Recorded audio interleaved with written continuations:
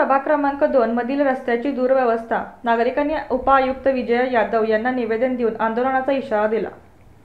प्रभाग क्रमांक 2 मधील मुख्य रस्त्याची दुरवस्था झाली असून माजी सैनिक वसाहत ते सह्याद्रीनगर ते अस्वले कॉलनी ते विद्यानगर तसेच चावळी रोड शासकीय क्वार्टर्स ते विद्यानगर हे रस्ते वाहतुकीला धोकादायक झाले असून जीव मुठीत घेऊन प्रवास करण्याची वेळ नागरिकांच्यावर आली आहे। गेले कित्येक वर्ष या रस्त्याचे डांबरीकरण झाले नसल्याने परिसरात धुळीचे साम्राज्य पसरले आहे।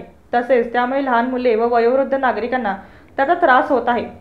आज सामाजिक कार्यकर्ते सागर वनखंडे, दिगंबर जाधव यांनी प्रभागातील नागरिकांना सोबत घेऊन महापालिका उपायुक्त विजय यादव यांना निवेदन देऊन रस्त्याचे तातडीने डांबरीकरण करण्यात यावे अशी मागणी केली।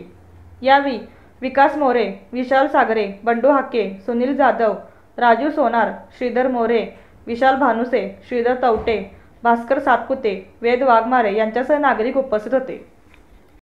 वार्ड क्रमांक 2 मध्ये माजी सैनिक वसाहत सह्याद्रीनगर ते अस्वले कॉलनी ते विद्यानगर तसेच सावळी रोड शासकीय क्वार्टर्स ते विद्यानगर हे प्रमुख रस्ते बऱ्याच वर्षापासून झाले नाही। या ठिकाणी बेरा शहरातील बऱ्याचसा कामगार वर्ग हा MIDC जाणारा त्या रस्त्याने जातो। त्या भागातील नागरिकांना पण त्या रस्त्याने नाहक त्रास होत आहे।